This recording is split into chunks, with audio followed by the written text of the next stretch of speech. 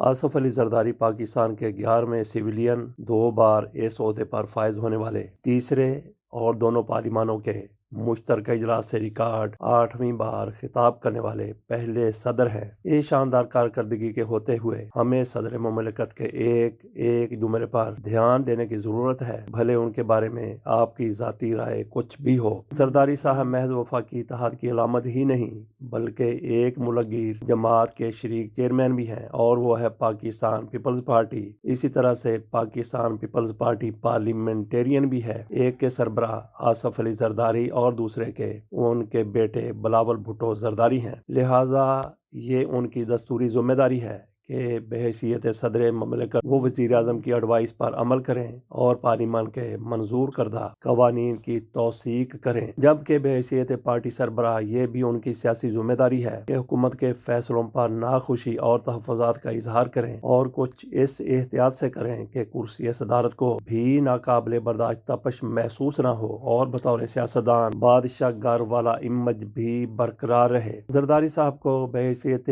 رئیس جمہوریہ اسلام آباد میں رہنا ہے اور بحیثیت سیاسی قائد بلاول ہاؤس کراچی کو بھی رونق بخشنی ہے، ایوان صدر کے تقاضوں اور مجبوریوں کو خندہ پیشانی سے نبھانا ہے اور بطور پارٹی سربراہ ووٹر کی بھاوناؤں کو بھی نظر انداز نہیں کرنا، ریاست کا دستوری سفر بھی نہ رکے اور سیاسی سلطنت کو بھی کوئی بڑا ہچکولہ نہ لگے۔ خود کو اس لیے بچا کے رکھنا ہے کہ جیسی کیسی جمہوریت بچی رہے، اور جمہوریت کو اس لیے بچانا ہے تاکہ خود بچے رہیں۔ اسی لیے کہتے ہیں کہ جن کے رتبے ہیں سوا ان کو سوا مشکل ہے۔ سب جانتے ہیں کہ ہائیبرڈ جمہوریت کی پیداوار موجودہ سویلین سیٹ اپ بھی اپنی پیشرو منتخب حکومت کی طرح اسی سیاسی نکاح کا نتیجہ ہے جو خاندان کے ہٹیلے بزرگوں نے فریقین کے ساتھ ٹکرا کر قبول ہے کہ شور میں پڑھوایا ہے۔ ایسی شادیوں کے نتیجے میں میاں بیوی کی بھلے ایک دوسرے سے بنے نہ بنے مگر دونوں تب تک ایک چھت کے تلے رہنے پر مجبور ہیں جب تک بزرگوں کی فوکس آنکھیں سرچ لائٹ کی طرح گول گول گھومتی رہتی ہیں۔ ایسے ماحول میں اگر دولہا خاندان کے بڑوں سے بغاوت کرے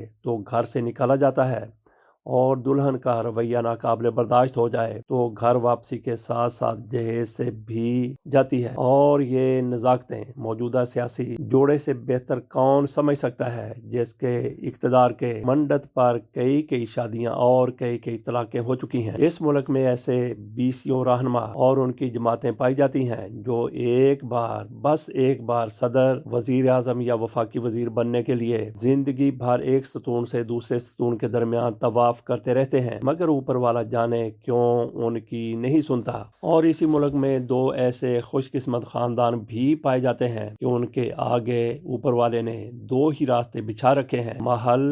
یا جیل۔ محل میں ہماری منشا سے اور جیل میں اپنی مرضی سے، کسی ڈرائنگ روم کی جھولتی کرسی میں دھنس کر یا کسی ٹاک شو کے سیٹ پر جا کے اصلاحی مشوروں کی جگالی یا قوم کے غم میں مگرمچھ کے آنسو بہانا بہت آسان ہے، مگر ذرا اپنے ضمیر کے منہ اور دل پر ہاتھ رکھ کر فیصلہ کریں کہ اگر آپ 70 کے پیٹے میں ہوں تو آپ اس جاتی عمریہ میں کیا چنیں گے، جیل یا ریل؟ اس پس منظر میں صدر آصف علی زرداری نے پارلیمنٹ کے مشترکہ اجلاس سے سالانہ آئینی خطاب میں موجودہ حکومت کے مبینہ من مانے رویے پر ناخوشی کا اظہار کرتے ہوئے سرسبز پاکستان منصوبے کے تحت چولستان نہر سمیت 6 اضافی نہروں کی مجوزہ تعمیر کے منصوبے میں وفاق کے تمام یونٹوں کو اعتماد میں نہ لینے کا جو برسر عام شکوہ کیا ہے، وہ آبائی صوبے میں اپنا سیاسی ریکارڈ مینٹین رکھنے کی ایک کوشش معلوم ہوتی ہے۔ جو سرسبز پاکستان منصوبے کے مالک ہیں انہیں پارلیمنٹ میں ہونے والے رونے دھونے اور شور شرابے سے کوئی